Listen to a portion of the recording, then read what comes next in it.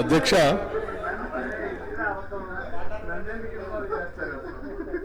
ఎన్నో కలలు, ఎన్నో ఆశలు, ఎన్నో ఆకాంక్షలతో ప్రత్యేక రాష్ట్రం కావాలని, ఈ ప్రత్యేక తెలంగాణ రాష్ట్రంలో ఉన్నటువంటి ప్రజల జీవితాలన్నీ కూడా మార్పు చెందాలని, నిధులు, నీళ్లు, నియామకాలు ఆత్మగౌరవంతో కూడినటువంటి తెలంగాణ రాష్ట్రం ఏర్పడాలని, అందులో అందరూ అభివృద్ధి చెందాలనేటువంటి ఆశతో తెచ్చుకున్న తెలంగాణ రాష్ట్రం ఒక దశాబ్ద కాలం పాలన చేసినటువంటి గత ప్రభుత్వం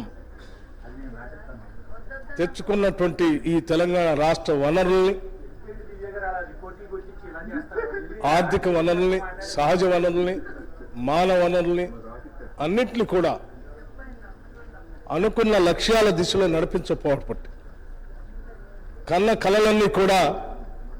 కళ్ళలుగానే మిగిలిపోయాయి. ఈరోజు ఆర్థిక పరిస్థితిని ఒకసారి చూస్తే చివరికి రోజువారీ ఖర్చులకు కూడా వేస్ అండ్ మీన్స్ ద్వారానో, ఓడి ద్వారానో డబ్బులు తెచ్చుకొని పాలన చేసుకోవాల్సినటువంటి దుస్థితిలో ఈరోజు ఈ రాష్ట్ర పరిస్థితి ఉంది. ఇటువంటి దుస్థితి రావటం నిజంగా తెలంగాణ ప్రజల యొక్క ఆవేదన, బాధని దురదృష్టంగా నేను భావిస్తా ఉన్నాను. అందుకే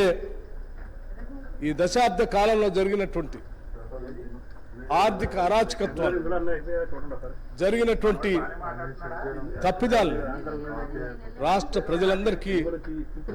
తెలియపరచవలసినటువంటి బాధ్యత, అవసరం. ఈ తెలంగాణ ప్రజల కలలు, ఆశలు, కోరికలు తీర్చాలన్నటువంటి ఆలోచనతో, లక్ష్యంతో తెలంగాణ ఇచ్చినటువంటి కాంగ్రెస్ పార్టీగా మా అందరి ముందు ఉన్నటువంటి బాధ్యతగా మేము భావిస్తా ఉన్నాం. అందుకోసమే ఈ రాష్ట్ర ప్రజల ఆకాంక్షల్ని, కోరికల్ని నెరవేర్చడం కోసం ఈరోజు రాష్ట్రంలో ఉన్నటువంటి ఆర్థిక పరిస్థితి ఏంటి, ఇక్కడి నుంచి మనం మొదలు పెడితే మన భవిష్యత్తుని నిర్మాణం చేసుకోవటం కోసం ఏ రకంగా అడుగులు వేయాలి, ఏ రకమైనటువంటి ఆలోచనలు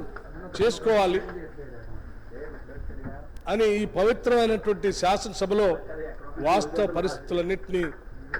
ఈ సభ దృష్టికి, సభ ద్వారా రాష్ట్ర ప్రజలకు కూడా తెలియజెప్పి ఇక్కడ నుంచి కొత్త జీవితాన్ని, మార్పును కోరుకుంటూ ఒక అద్భుతమైనటువంటి ప్రజలు ఇచ్చినటువంటి తీర్పుకి సహేతుకమైనటువంటి పాలన అందించాలన్నటువంటి ఆలోచనతోనే ఈరోజు ఈ శ్వేతపత్రాన్ని, రాష్ట్ర ఆర్థిక పరిస్థితి పైన ఉన్నటువంటి మొత్తం విషయాల్ని కూలంకషంగా శ్వేతపత్రం రూపేణ ఈ సభలో ప్రవేశపెడుతూ మీ ద్వారా గౌరవ శాసనసభ్యులందరినీ, ముఖ్యంగా ప్రతిపక్షాలకు సంబంధించినటువంటి శాసనసభ్యులను కానీ, ఈ సభలో రాష్ట్ర ప్రజల ఆకాంక్షలు నెరవేర్చాలనేటువంటి ఆలోచన కలిగిన ప్రతి సభ్యుడికి తెచ్చుకున్న తెలంగాణ రాష్ట్రం ఈ భారతదేశంలోని అద్భుతమైనటువంటి పురోగతి సాధించడం కోసం మనందరం ప్రయత్నం చేయాలనే ఆలోచన కలిగిన ప్రతి సభ్యుడికి మీ ద్వారా నేను విజ్ఞప్తి చేస్తా ఉన్నాను.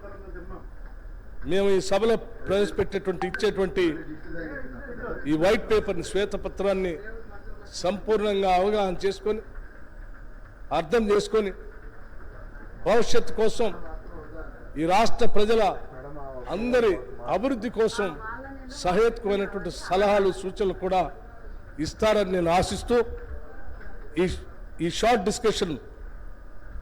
వైట్ పేపర్ అండ్ ఫైనాన్సెస్ పైన చర్చ మొదలు పెట్టవలసిందిగా